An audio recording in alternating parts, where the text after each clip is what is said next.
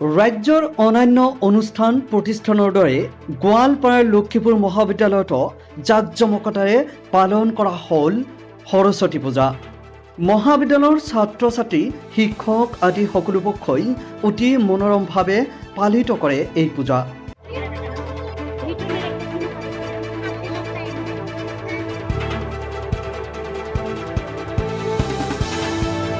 জাকে জাকে ছাত্ৰীসকল নকইনাৰ দৰেই শাৰী মেখেলা পিন্ধি ওলাল সাজি কাচি।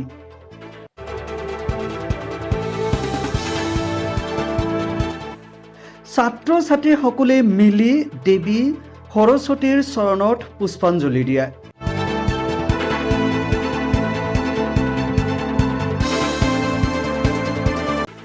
দিনজোৰা কাৰ্যসূচীত ছাত্ৰ ছাত্ৰীসকলে বিভিন্ন ধৰণে আনন্দ উলহ-মালহ আজি উদযাপন কৰা পৰিলক্ষিত হয়।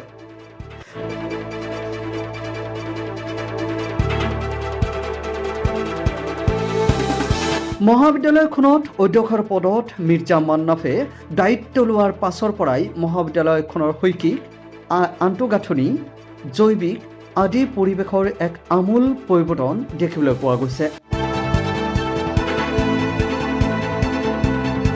ইপিনে মহাবিদ্যালয়খনৰ অৱসৰপ্ৰাপ্ত অধ্যাপিকা মীৰা দেৱীয়ে মহাবিদ্যালয়খনত উপস্থিত হৈ যথেষ্ট সুখী হোৱাৰ উপৰিও অনাগত দিনত শৈক্ষিক পৰিৱেশ আৰু উন্নত হোৱাৰ আশাবাদী বুলি মত প্ৰকাশ কৰে।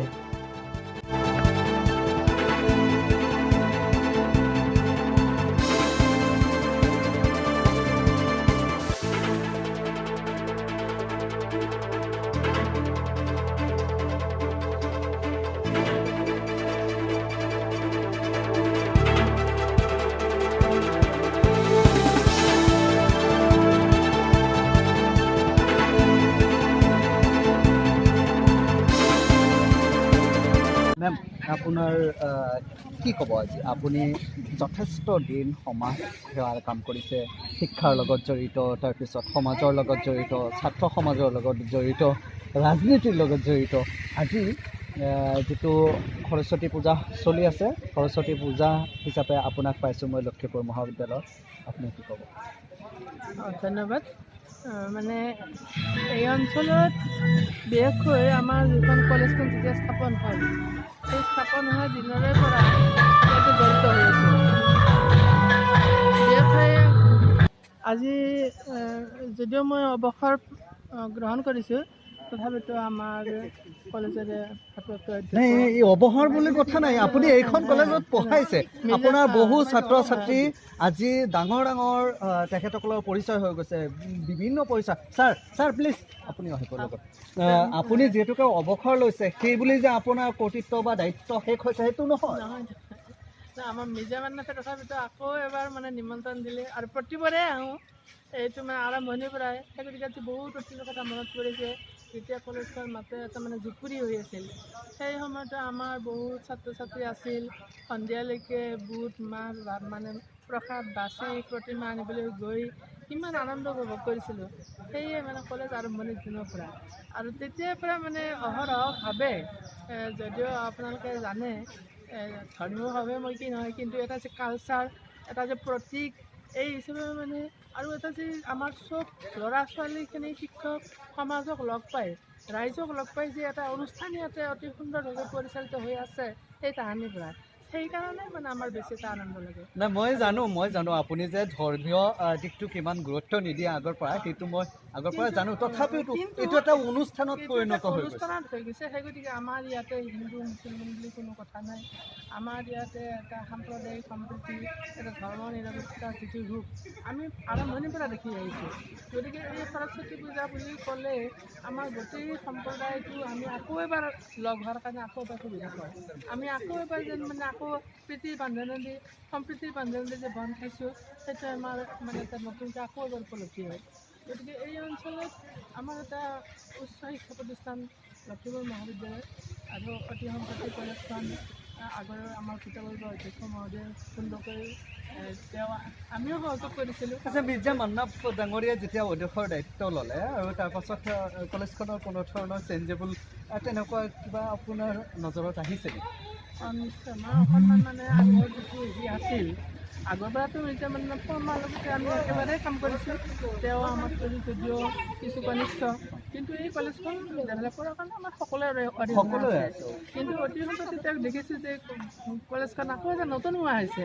নতুন মই সেইদিনা এনেই আবেলি ফুৰি আহিছিলোঁ, আহি কাকো লগ নাপালোঁ। আহি ফুৰি গৈ তেওঁক মই এটা মেছেজ দি কৈছোঁ যে কলেজখনত এটা পৰিৱৰ্তন আহিছে, ভাল লাগিছে, পৰিৱেশ পৰিৱেশ এটা নতুন। এইখিনি এটা খুব ভাল পৰিৱেশ।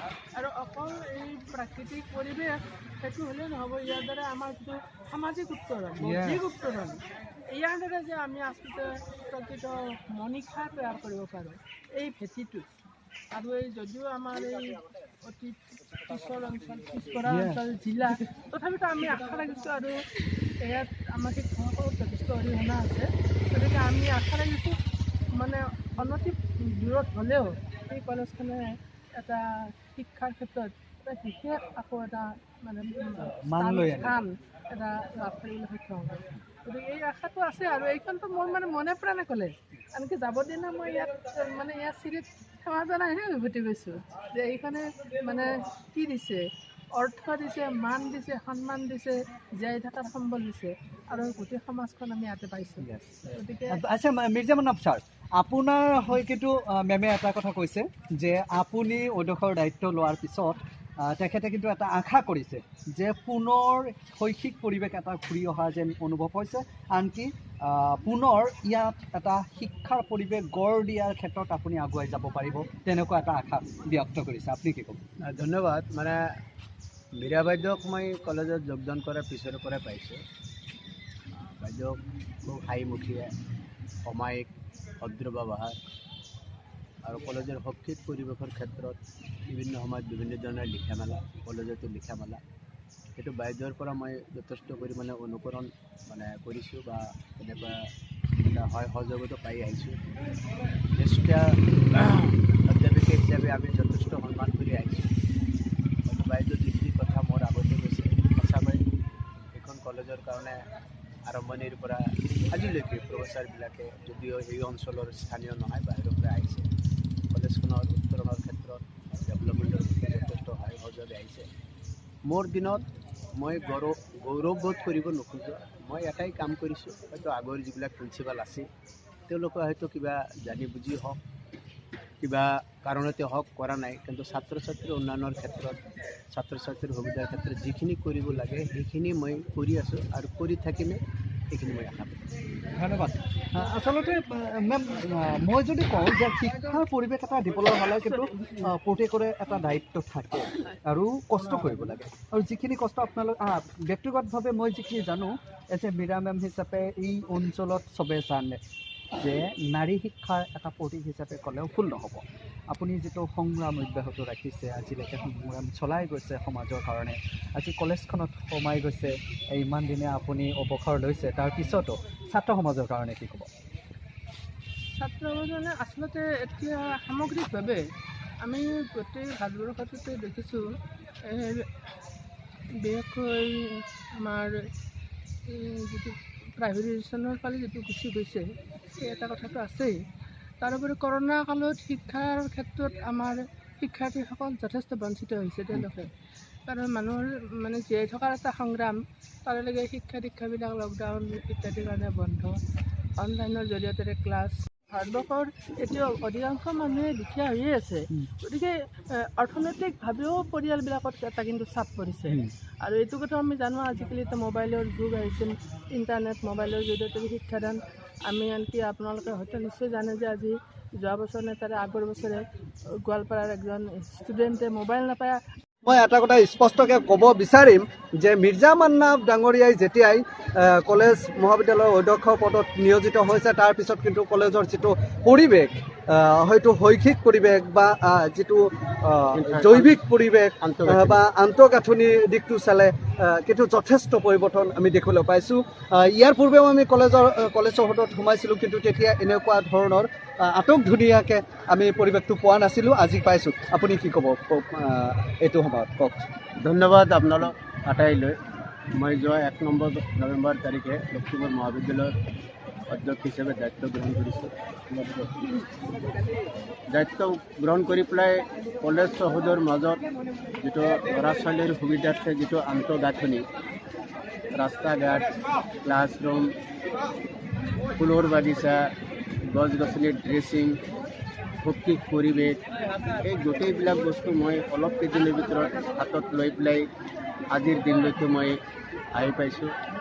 হয়তো বহুতো ছাত্ৰ ছাত্ৰী, বহুতো প্ৰাক্তন ছাত্ৰ ছাত্ৰী, বহুতো অভিভাৱকসকলে মোক উৎসাহ যোগাইছে, ভাল পাইছে বুলি জনাইছে। এই সুযোগতে আকৌ অসম চৰকাৰৰ পৰা এটা নিৰ্দেশ আহিল, যিবিলাক কলেজসমূহত নাক মাতা নাই, নাকৰ সন্মুখীন হোৱা নাই, কলেজসমূহক সাধাৰণতে গ্ৰাণ্ট কাটি দিব। আৰু সেইটো শুনাৰ লগে লগে মোৰ যিটো উৎসাহ, কলেজৰ উন্নতিৰ কাৰণে যিটো উৎসাহ, সেইটো দুগুণ বাঢ়ি গ'ল।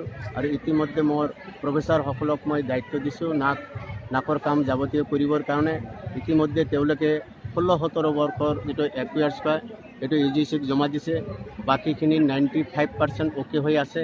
একমাহ পিছুৱাই যোৱাৰ কাৰণে তেওঁলোকে অলপ ঢিলা দিছে। মই হয়তো 15 দিনৰ ভিতৰত, 20 দিনৰ ভিতৰত মই 100% ছাকচেছ। আৰু নাকে প্ৰগ্ৰাম কৰিব, ডেট কৰিব। মই যিকোনো সমস্যাৰ সন্মুখীন হ'বৰ কাৰণে দায়বদ্ধ আছোঁ আৰু সন্মুখীন হ'বৰ বাবে ৰাজু আছোঁ। এইখিনিতে মোৰ কৰ্মচাৰীসকল, ছাত্ৰ ছাত্ৰীবৃন্দ, প্ৰফেচাৰসকল আৰু এক্স ষ্টুডেণ্টবিলাকে মোক যথেষ্ট সহায় সহযোগ আগবঢ়াইছে।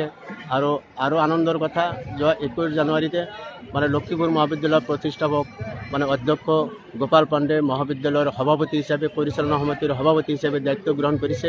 গতিকে এই সুযোগতে অসমৰ আমাৰ লক্ষীপুৰ মহাবিদ্যালয়ৰ যিবিলাক যাৱতীয় সমস্যা আছে, সেই সমস্যাবিলাক আৰু অতি সোনকালে খৰখেদাকৈ মই পালন কৰি পেলাই সমস্যা সমাধান কৰি বুলি মোৰ আশা, মোৰ বিশ্বাস। আচ্ছা, আজি যিহেতুকে সৰস্বতী পূজা চলি আছে, আজিৰ দিনটোত আপোনাৰ ফিল কেনেকৈ হৈছে? মই বহুত ভাল পাইছোঁ। বিগত 34 বছৰত লক্ষীপুৰ মহাবিদ্যালয়ত বিভিন্ন সময়ত সৰস্বতী পূজা হৈ আছে। মই হয়তো অতিৰিক্ত কোৱা হ'ব, সেই তুলনাত দৰ্শকৰ যিটো ভিৰ, সেই ভিৰটো আগৰ তুলনাত মোৰ পিৰিয়ডত যথেষ্ট বেছি হৈছে। আৰু যাৰ কাৰণে আটাইলৈ ছাত্ৰ ছাত্ৰী তথা প্ৰাক্তন ছাত্ৰ ছাত্ৰীৰ অভিভাৱকসকলে মই বহুত বহুত ধন্যবাদ দিছোঁ।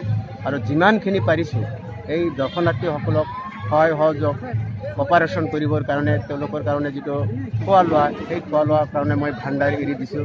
যেতিয়ালৈকে শেষ নহ'ব তেতিয়ালৈকে মই ইয়াতে থাকিম আৰু মানুহখিনিক খোৱাৰ কাৰণে যিখিনি সন্তুষ্ট, সেইখিনি সন্তুষ্টি দিবৰ কাৰণে মই প্ৰতিশ্ৰুতি দিব।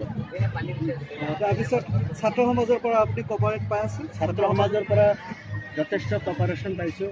যে বিগত COVID-19ৰ কাৰণে আজি কেইবছৰ ধৰি ছাত্ৰসভাৰ একতাসভাৰ নিৰ্বাচন হোৱা নাই।